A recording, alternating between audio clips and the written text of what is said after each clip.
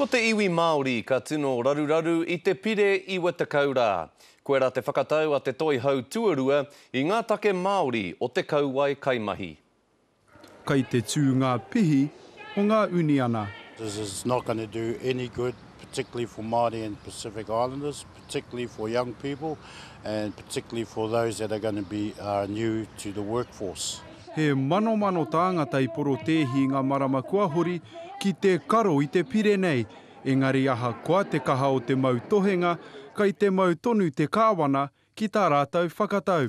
I runga I te whakaaro mā te pire nei e whakapiki I te maha o ngā tūranga mahi I roto o Aotearoa. All their rights are taken away for 90 days. That's the problem I've got with it. And if they think it's going to create jobs, it's not. Ko ngā hua o te pire nei, ka tāia ngā kai tukumahi ā rātau kaimahi te pana I ngā rā iwa te kau tuatahi o tō rātau kirimana. Kāore he rā, kāore he whakamārama. I kaha whakahe te Pāti Māori I tēnei pire.